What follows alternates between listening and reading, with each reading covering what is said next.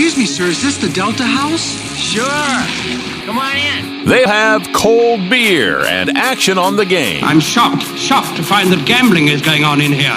It's time for the Degenerates Next Door. Dollar bills, y'all.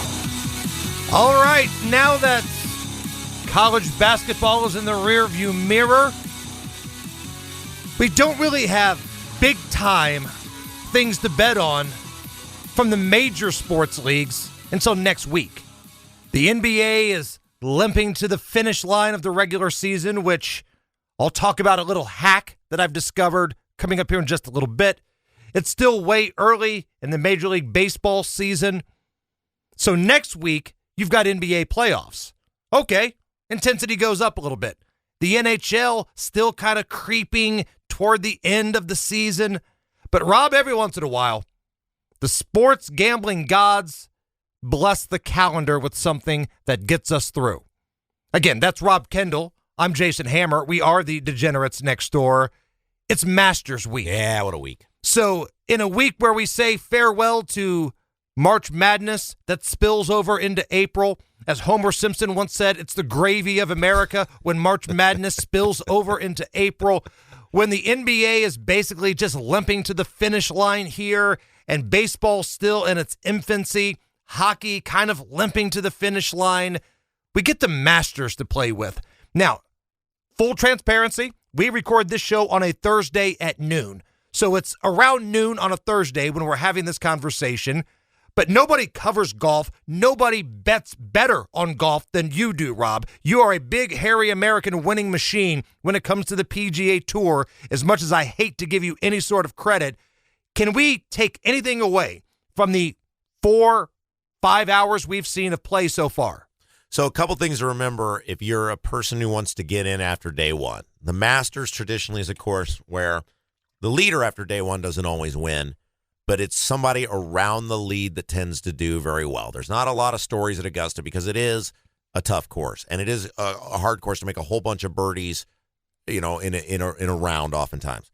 So you're going to be looking at, if you're a after day one bettor, you're going to be looking, if you're looking for a dark horse, once you get outside the top 10, you get a little iffy. So that 10, 11, 12, you may still certainly have a shot, but anything 20 or lower, if you're looking for a big payday, probably you don't have a great track record historically of those sort of bets cashing out. Okay, so you know me. I am a weather nerd.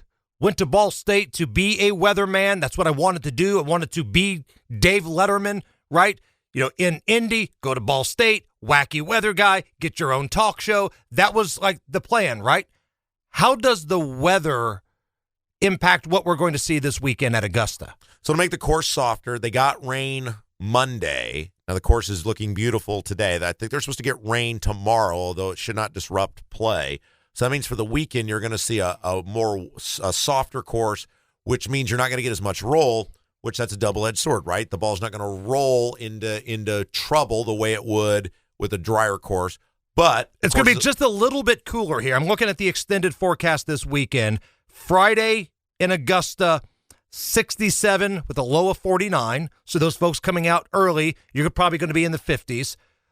Saturday, 64 with a low of 46. And then Sunday, 68 and a low of 53. Mostly sunny all 3 days.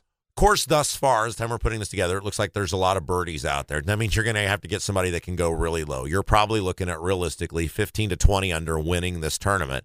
And so that really tends to lend you to the upper echelon guys, your tippy top sort of guys, because that's a lot of birdies you're going to have to make. You're going to have to make them day in and day out. And the one thing about the Masters is, while it's a relatively easy course by current standards, it's not a super long course as far as these guys hit the ball.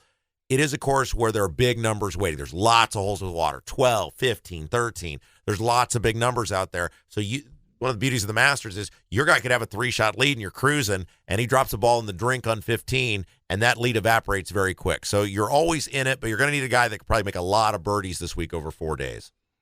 Is the Masters number 2 on the list of non-league sports that excites a sports bettor? Because I still think the Kentucky Derby is number 1. I mean, the Kentucky Derby, it's all about odds. You watch the race, the odds are live on screen. As soon as the race is over, the win, play, show, the trifecta, here's the payouts. It's based on gambling. I think Kentucky Derby is 1. Is Masters number 2? Probably. You know what's interesting? You and I had this conversation a couple weeks ago about how the Indy 500 hasn't really leaned into the betting world yet.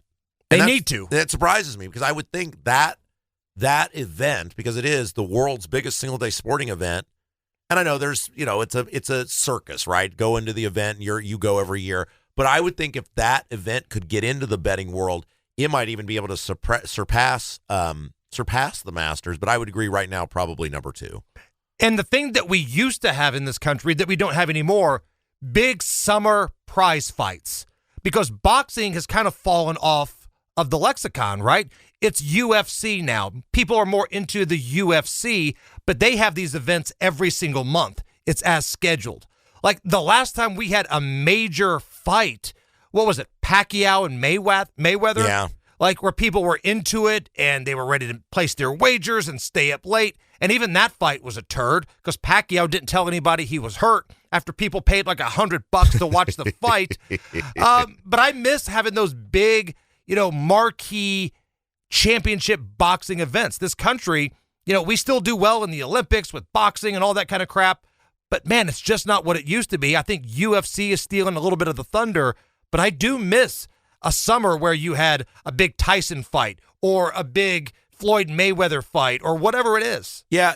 Did you pay to watch the Pacquiao fight? That was the last thing I ever paid on pay-per-view. And think about how bad of an experience that was that it totally ruined it for you.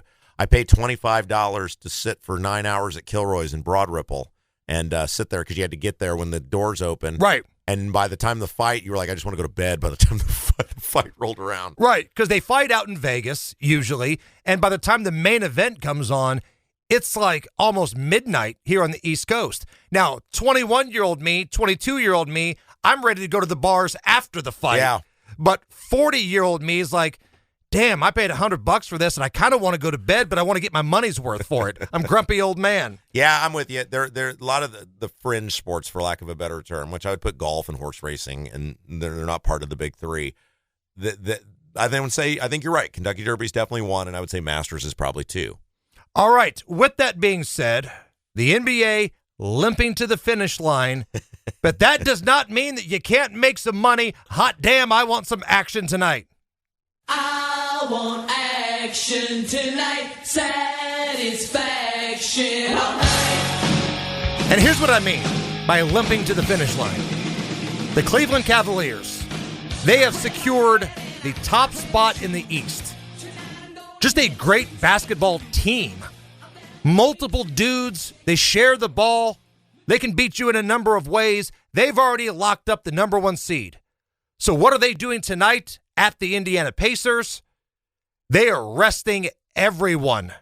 I mean, they are resting everyone.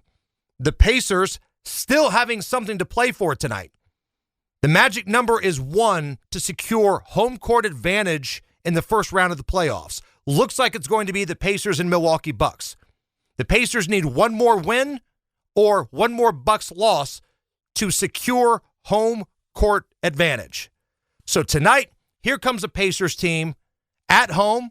They had a day off yesterday, and they had a really bad performance a couple nights ago against Washington. Now, they won the game, but they walked through that. It was the worst shooting night of the year. I was there. I saw it firsthand. It was not just ugly, Rob. It was fugly. So I feel like the Pacers tonight, with something to play for, nationally televised game, which we'll see how long, ESPN or TNT tries to get out of this thing with the Cavs resting everybody. This is the Pacers' opportunity to put a beat down on somebody. They're 10-point favorites tonight. I'm going to take the Pacers.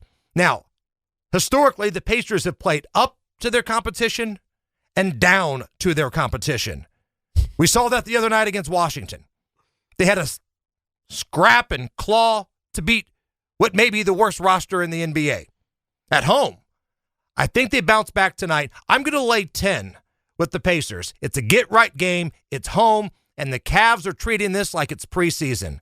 You're not going to see anybody of note. And also, the over-under, 233. Take a look at that under tonight. It takes two to tango when you are betting an over. And I hate betting the under too. I get it. Betting the under sucks. Nobody wants to root for missed threes and turnovers. But if the Cavs are rolling out there a JV squad and the Pacers have something to play for and they're trying to get a win so maybe they can rest people the next couple of games, I think you get a big number from the Pacers. I don't know how much help you're getting from the Cavs because the Cavs do not care. So give me the Pacers minus 10, and we're also going to take the under in this one, under 233. There you go, baby. There you go. Now, we've also got some Major League Baseball. As a matter of fact, first pitch for a game is coming up here at 4 o'clock. The Red Sox and the Blue Jays. Our professional handicappers, Kenny Britt of KB Sports and David Stephanoff of FollowNeverFade.com. They're going to have a baseball play for you. I believe it's the 4 o'clock game, Red Sox and Blue Jays. So if you're listening to this podcast, you need to get to your window quickly, but listen to what these guys have to say. We're going to get them on next. We are the Degenerates Next Door. Come on back. All right. So now that college basketball has wrapped up, we turn our attention to playoff NBA, Major League Baseball. We got horse racing. We got auto racing. If you can find it, we'll bet on it. That's what we do here at the Degenerates Next Door. I'm Jason Hammer. Rob Kendall is here.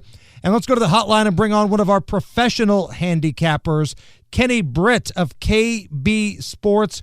Kenny, we're approaching that time of year where the diehard gamblers, this is their time to shine, right? Yeah, most people, play football. Everybody that gambles bets on football, March Madness. But now you're getting to the baseball, the NBA playoffs. Summertime, people kind of take a break, but not us. No. Here we are. No. Every Thursday. So let's not waste any time because you've got action coming up here in just a couple of hours. I think it's a 4 o'clock first pitch on a baseball game, right? That is correct. I like the Blue Jay Boston Red Sox game to go over 9.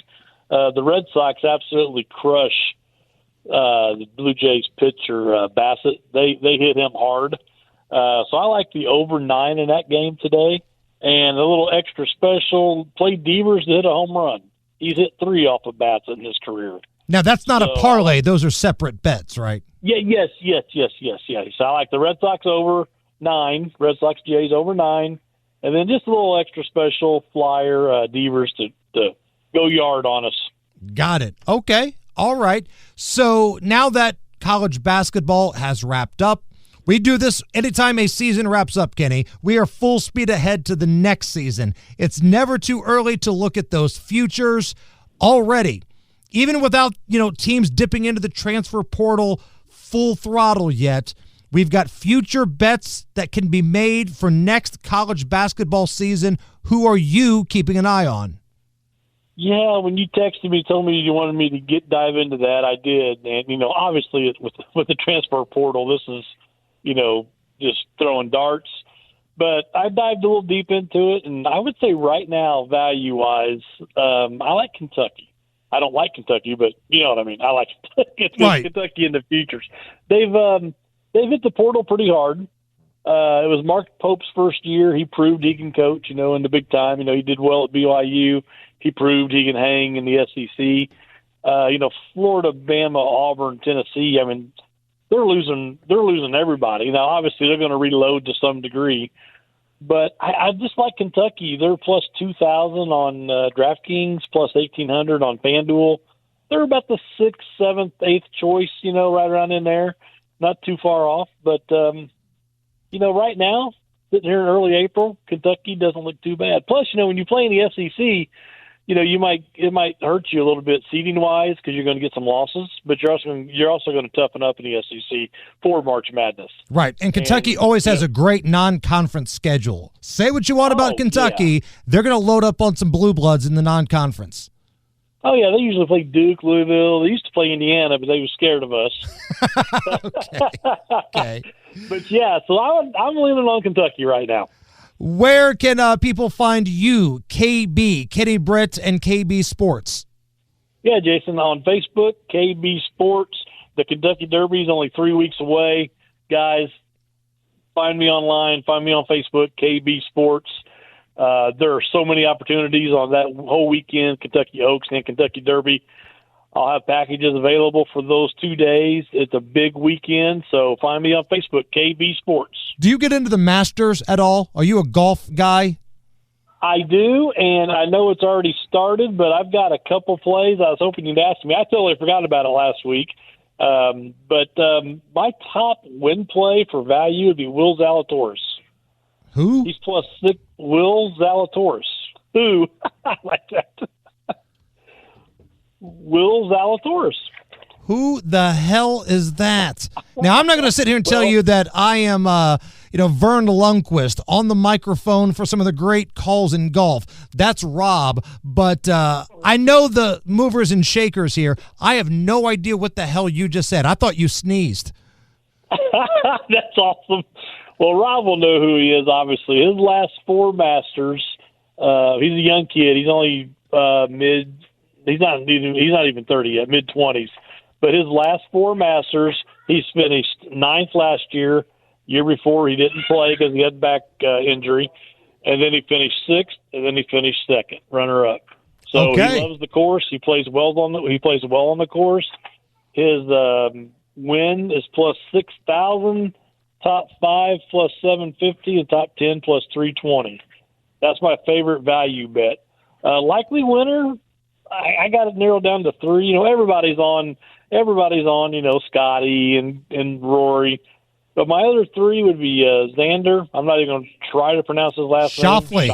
Schauffele, yeah. Colin Morikawa and Ludwig Oberg. It's spelled Aberg, but you pronounce it Oberg. Oh, that's a Rob favorite, too. Okay. All right. Oh, is it? Okay, yeah. So those 3, but I'm telling you, watch out for Zalatoris. Talk to Rob about it. Promise you. Watch out for this guy, man. He loves this course. Getty Britt, KB Sports. Find it on Facebook. My man, thank you. Thank you, buddy. All right, we go from one professional handicapper to another one. Our pal David Stephanoff of Follow Never Fade, followneverfade.com joins us. Now, David, I know you're on vacation. You're down in Florida. You're at a restaurant or something right now, so I'm not going to keep you too long. But the first question I have is the restaurant Hooters? No, the restaurant is not Hooters. It's Oak Grove. We're at Hard Rock Cafe in Tampa. We went to the Tampa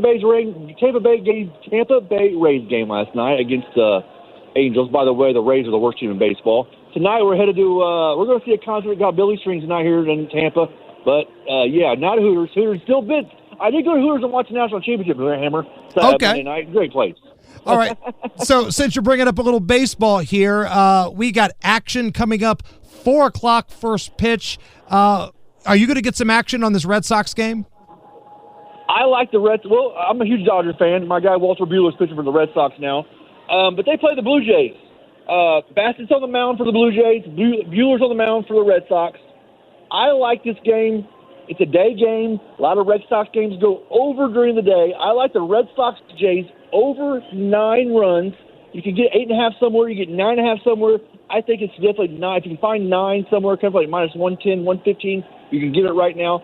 Jays and Red Sox, I think Walter Buehler is he's not the same pitcher. They're going to score a lot of runs, especially in Fenway. But I'm fading Bassett here. Bassett's not a very good pitcher on the road. I like the Jays and the Red Sox to go over 9 runs, Hammer. Okay. Sounds familiar. You and Kenny both digging the over on the Red Sox and Jays here. So now, since you brought this up a little bit earlier, you watched the championship game, I believe, at a Hooters. Next year, yes, if you're in a Hooters watching a championship game, who's cutting down the nets, David? A way too early, non-transfer portal look at a future bet for next year. Let's get degenerate. Give me a play for next year. Okay, Henry, as we know, this NIL has wrecked college basketball.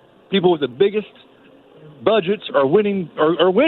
But, you got to pick the right players. You got to have a good general manager in college basketball now. General manager is very important. I'm looking everybody's on Purdue. Purdue looks like a good squad. Not a lot of transfers coming in and out. Painter keeps Painter keeps the team usually intact. He did lose one transfer, I think, to Wake Forest already, the freshman kid. But they bring a core back to the players. There's two teams I got my eyes on. One team's got a lot of transfers coming in, and one team's going to not have a lot of transfers. I like Purdue. Right now they're like plus. I think I see them at plus 4,000 on one site. But the other team I'm looking at, I like St. John's, Hammer. I like St. John's. They picked up a couple guys in transfer portal. Pitino knows he can't pick freshmen. He's got to have grown men. I think St. John's, Purdue has some value. Like I said, it's too early in the transfer portal. We don't know who some of these teams are going to be, what some of these teams are going to look like. Some of these coaches are moving left or right. But Purdue. They bring a core back. Like I said, they bring a core of the players back. Braden Smith's coming back. We already know that. But I like Purdue. I like St. John's. St. John's, Pitino, year 3 there. He's getting his feet under him. He's got some good players. He lost his best player. But I really think St. John's, Pitino has went out and got some grown men for next year already. He's already got three big players. He had the best guy in the transfer portal. I like St. John's. I like Purdue. Like I said, Hammer, it's way too early to put some serious money on a future bet.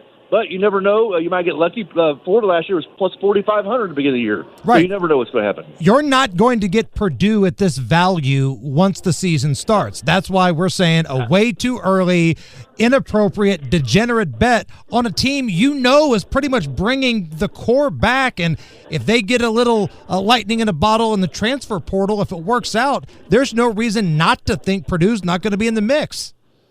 Plus, Painter's got a pretty good recruiting. I mean, I know freshmen don't have a lot of impact sometimes in college basketball now with the NIL, but Painter's got a really, really strong class, top 10 class coming in, and I think that plus Purdue their budgets, their NIL is not like some of these other schools, so he's going to build within. But yeah, Purdue's got tons of value. You might want to get it now because they're going to be top 5 preseason. I'm almost positive that they should be top 5 preseason. Where can people follow you and get your VIP service? Okay, first off, thank you, Hammer, and thank you, Rob, and shout out to Kenny Brent. Keep throwing winners out there. You can follow me everywhere, Hammer. Facebook, TikTok, Instagram, YouTube, Twitter, every platform I put free plays. We got winning records on every platform. Just don't follow one platform. If you want to pay for VIP, which I strongly suggest you do, you get all my plays for $100 a week. That's every single play I put out for the week. I might play tennis, college basketball, NBA, hockey, UFC. We only might put 1 or 2 plays out a day, but we win way more than we lose. And I thank you again, Hammer. Thank you, Rob. Thank you, Kenny Britt. Let's keep rolling, Hammer. Shout out to all the degenerates out there. College basketball's wrapped up. We're on to baseball, on to tennis. But have a great week, everybody. And don't forget to follow Never Fade. Thank you, Hammer. All right, those are our 2 professional handicappers, both on this 4 o'clock Red Sox and Blue Jays game. They both have the over. All right, going to take a timeout. More when we come back. Couple more picks, some more shenanigans. Back on the Degenerates Next Door, I'm Jason Hammer. Rob Kendall right across from me. And again, right now, the Masters. Underway at Augusta. You gave your picks last week, Rob. Refresh who you got action on. So we had Rory McIlroy at 8-1. We had Oberg at 12-1. Ludwig, your buddy. Ludwig. We had DeChambeau at 22-1. Joaquin Neiman at 31-1. And then since you guys got in on him, I got in on him too. Lowry at 33-1. And the reason I'm in on Lowry, not only can he play, but he's a fat, obnoxious Irishman. That's right. And I don't know if he's drunk or not, but I hope he is. Because the thing about stereotypes is they're usually right. And if he's fat and he's obnoxious and he's a ball-hitting machine, I'm willing to bet he's probably a mean drunk, too. Oh, yeah, he gets angry on the course. He's got a little bit of a temper, so you'll enjoy your roller coaster with him this week. I promised you earlier a little garbage time NBA hack. Yeah. And this is what I discovered watching the Wizards from my seat the other night. I had tickets for the Pacers and the Wizards. The Wizards are in full tank-o-rama mode. They are in it for Cooper Flagg. Here's what they did the other night against the Pacers. The Pacers were ass. It was the worst shooting night of the year. At one point, Pacers were 1 out of 18 from 3. Should play for IU. Right. So the Wizards were up pretty big. What the Wizards then did was sit Jordan Poole down and the number 2 pick in the draft down to let other folks go into the game. So why would the Wizards, who only have, I think, 16 wins maybe 17 on the season, take out their best players in winning time. When they're up, when there's less than 5 minutes to go, why is Jordan Poole sitting? Why is the number 2 pick in the draft sitting? Because they are tanking, baby. So here's the hack that I discovered, and I used this last night, and I won again with it. Live bet the Washington Wizards games. Don't do it before the game. Wait till the game starts, because they will be competitive for just a little bit. So wait till the numbers go down a little bit more in your favor. Maybe it's a 4-point lead. Maybe, hell, the Wizards have the lead. I don't know. Hammer, hammer, hammer the team they're playing against, because I've done that the last 2 nights. When the Wizards got up 14 against the Pacers, I hammered the Pacers money line live. We cashed that. Last night, the Wizards were only down 4 to the Sixers. The spread was like 14, and the Sixers are ass too. Hammered the Sixers as a live bet. When it was a 4-point game, Sixers won by 20. So I'm telling you right now, there's only a couple games left. Live bet these Washington Wizard games, because they're taking dudes out when they start making a run at the end of games. Free money. I love that they're tanking and you don't even get guaranteed to get the number 1 pick. It's just for ping pong balls, which we don't even get to see, right? Look, I know there's no such thing as free money. I joke when I say that, right? But my God, they pulled dudes out. Yeah. The only NBA players you've heard of on that roster, they pulled out of a tie game with 5 minutes left the other night. How is that even allowed? Like, you have to say to the league, why do you allow this to happen? Well, the Wizards can go back and go, what? We were competitive. We were on the road. The number 4 team in the East. It was the Pacers. We were up by 14. We just ran out of gas. We had to get some guys some breathers. They're old men. They're in their early 20s. Right. They can't possibly run up and down the court the whole game. So there it is. That is your NBA hack for these last few garbage games. Live bet the Wizards games, like playing the stock market. Find the right time of the game. That's right. Where the Wizards are holding their own and hammer, hammer, hammer the money line on the other team.